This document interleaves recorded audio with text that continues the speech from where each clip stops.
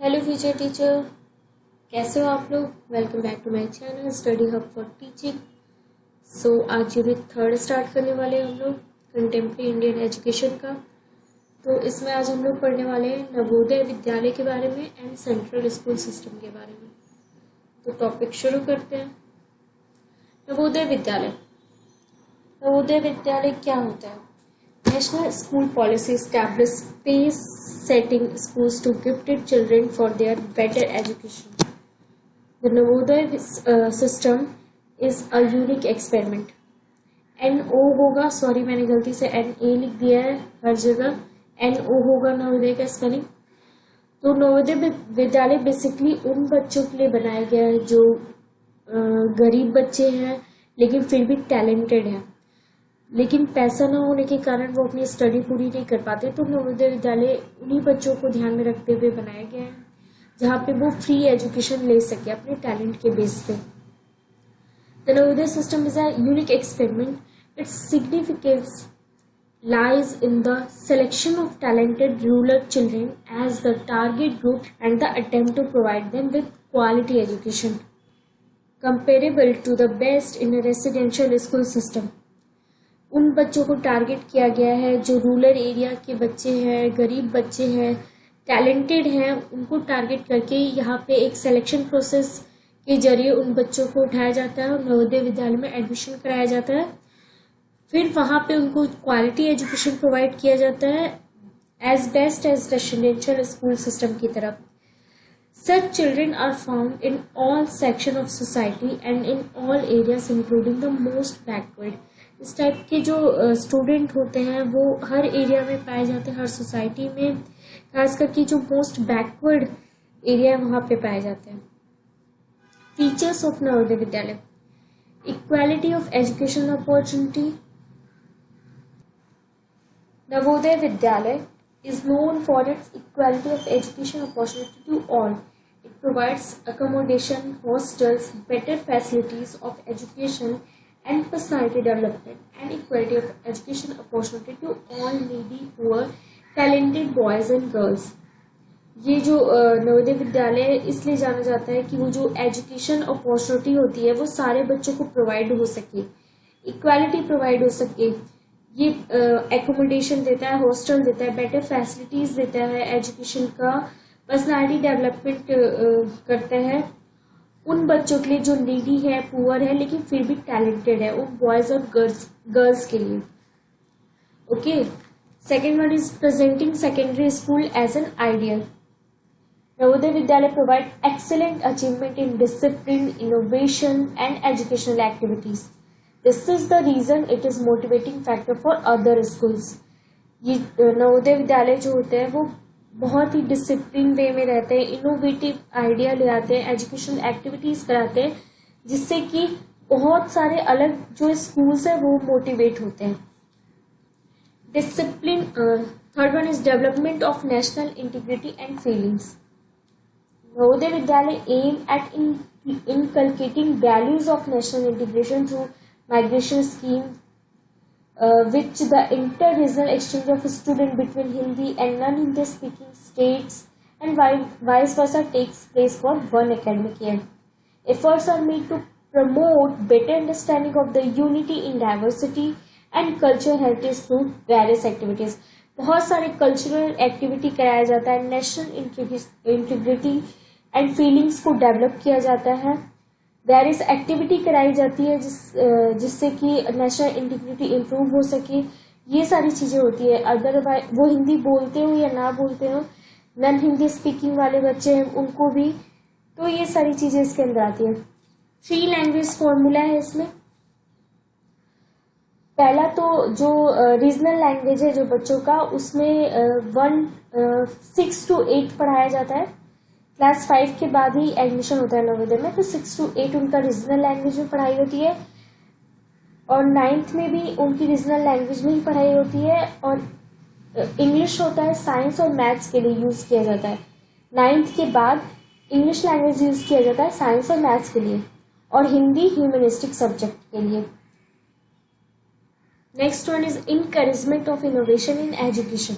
Navodaya Vidyalaya include new method of teaching. It include new subject in curriculum. All this promote innovation in education. नए नए subject curriculum में include किए जाते हैं नवोदय विद्यालय में. Next one is integration of ancient culture and scientific attitude. Ancient culture पे बहुत ज़्यादा फोकस किया जाता है, एंशिएंट कल्चर पे, और साइंटिफिक चीज़ों पे बहुत ज़्यादा फोकस किया जाता है यहाँ पे. Next one is coeducational residential schools with free education. Navodaya Vidyalaya offer free education to talented children from class 6 to 12. Navodaya Vidyalaya are affiliated to the CBSE. CBSE से एफिलेटेड होता है, सारे कोर्स सीबीएसई के होते हैं. Each Navodaya Vidyalaya is a co-education residential institute providing free boarding and lodging, expenses on uniforms, textbooks and stationery to and from rail and bus fare. ये सारी चीजें प्रोवाइड करता है Navodaya Vidyalaya. Reservation for rural SC, ST and girls student. इन लोग के लिए कुछ रिजर्वेशन होते हैं SC स्टूडेंट्स के लिए और गर्ल्स के लिए स्पेशली.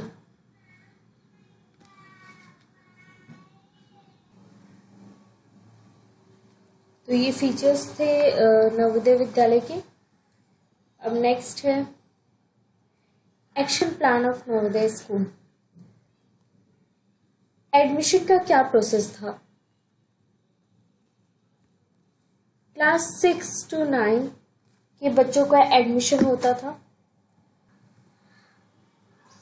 सिलेक्शन टेस्ट यहाँ पे होता था.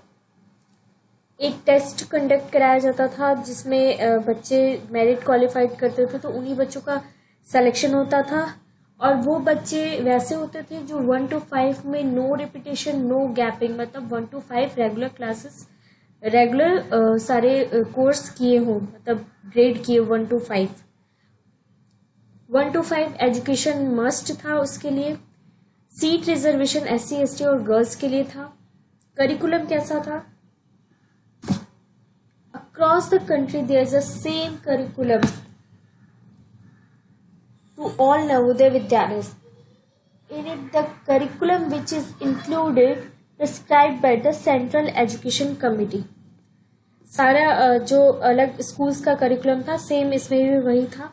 एक्स्ट्रा करिकुलम एक्टिविटीज कराई जाती थी जैसे कि playing, swimming, aptitude club, gymnastic, computer training, community work, ये सारी चीजें कराई जाती थी.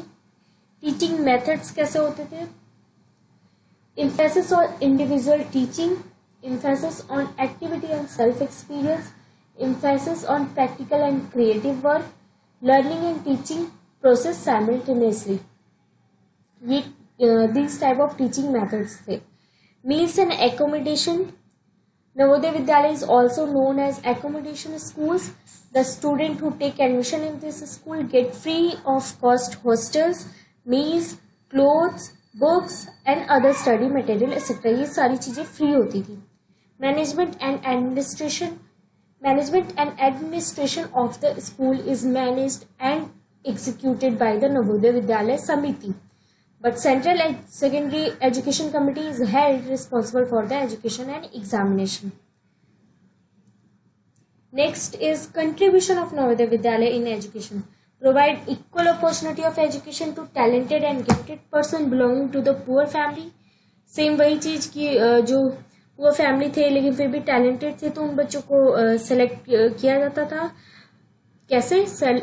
Selection test लेके फिर उनको फ्री एजुकेशन प्रोवाइड किया जाता था. Great emphasis on provincial language culture which is essential for national integration. National integration को बहुत ज़्यादा इनहेंस किया जाता था. को एजुकेशन एकोमोडेशन स्कूलिंग था. Equal opportunity provided to talented girls को भी दिया जाता था. Equality of national integration and education opportunity, ये सारा कंट्रीब्यूशन था नवोदय विद्यालय के एजुकेशन में. Next is central school system. The Kendriya Vidyalaya are a system of central government school in India that has been instituted under the aegis of the Ministry of Human Resources Development. It comprises 1073 Kendriya Vidyalaya across the country, in which 3 suited in abroad, Kathmandu, Moscow and Tehran. Central school system जो था, केंद्रीय विद्यालय उसके अंतर आता है, वो central government के थ्रू ये स्कूल्स खोले गए थे। ये स्कूल्स बेसिकली उन बच्चों के लिए होता है जो गवर्नमेंट एम्प्लॉय होते हैं, खास करके आर्मी वगैरह के। तो आर्मी तो अब तो अपना आर्मी स्कूल्स खोल दिया है, पहले इनके बच्चे भी इसमें पढ़ते थे। Features of central school: arrangement of common text book and bilingual medium of instruction for all Kendriya Vidyalaya. Common text book होते थे, बिलिंगुअल मतलब द्विभाषिक, मतलब दो भाषाओं में, हिंदी और इंग्लिश मीडियम में इंस्ट्रक्शन प्रोवाइड किए जाते थे। All Kendriya Vidyalaya are affiliated to Central Board of Secondary Education. Coeducational था, कंपोजिट स्कूल्स होते थे। ये ज्यादातर उन बच्चों के लिए था जो डिफेंस में सर्विस करते थे, जिसके पेरेंट्स उन रिमोट लोकेशन में उनका बार बार इधर से उधर पोस्टिंग हो जाया करता था। ये सारे लोगों के बच्चों के लिए ये स्कूल खोले गए थे। इसमें आर्मी के भी बच्चे थे, जो कि अब आर्मी स्कूल अलग आर्मी पब्लिक स्कूल के नाम से खुल चुका है। ये Sanskrit is taught from class 6 to 8। Sanskrit पढ़ाया जाता था 6 to 8 क्लास में। एप्रोप्रिएट टीचर पे प्यूपल रेशियो था। No tuition fee for boys up to class 8 and girls up to class 12 and SC ST and children of KVS employ. कोई fees नहीं था boys के लिए, ट्यूशन फी 8 क्लास तक, और गर्ल्स के लिए 12 क्लास तक, और SC ST के लिए कोई फीस नहीं था, और जो KVS के एम्प्लॉयज थे उनके बच्चों के लिए भी नहीं था। क्वालिफिकेशन फॉर एडमिशन क्या है? अब एडमिशन का प्रोसेस क्या है? एडमिशन क्लास 1 में कैसे होता था? क्लास 1 में एडमिशन अगर उसके पेरेंट का ट्रांसफर हो गया है इधर से उधर, तो होता था reallocation of due to posting of parents. Class 2 to 8th में कैसे एडमिशन होता था? यहाँ पे था कि प्रायोरिटी कैटेगरी सिस्टम हुआ करता था, कैटेगरी वाइज एडमिशन हुआ करता था, लेकिन यहाँ पे कोई सिलेक्शन टेस्ट नहीं होता था। तो बहुत ज़्यादा मात्रा में, मतलब बहुत ज़्यादा क्वांटिटी में बच्चे होने के कारण यहाँ पे फिर लॉटरी सिस्टम लगाया गया। तो उन लॉटरी में जिन बच्चों के नाम निकलते थे उन्हीं का एडमिशन होता था। Admission in class 9th, admission test due to merit list. यहाँ पे क्या होता था कि टेस्ट लिया जाता था, उसमें से जो मेरिट लिस्ट निकलता था वो प्रिपेयर किया जाता था, और मेरिट बच्चों को ही एडमिशन दिया जाता था। और सब्जेक्ट जो होते थे Hindi, English, math, social science and science है हुआ करते थे। 5 marks can be given for deficiency in language. अगर किसी लैंग्वेज में प्रॉब्लम है किसी को, तो 5 marks एक्स्ट्रा मिलते थे। Student belonging to SC ST 25% in aggregate. ऐसे तो 35% पास होने के लिए जरूरी था, लेकिन अगर SC ST है तो 25% ही चाहिए।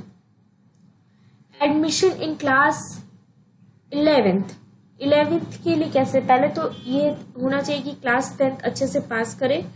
उसमें भी क्लास 10th के जो CGP जिसकी हाई रहती थी, CGPA मेरिट लिस्ट, उसको सेलेक्ट करते थे, उन्हीं का एडमिशन लेते थे। लेकिन कई बार होते थे कि 2 बच्चों के इक्वल CGP आ जाते, तो उसमें क्या करते थे? तो उसमें जिसका मैथ्स में हाई रहता था, हायर ग्रेड इन मैथ्स, उसको सेलेक्ट करते थे।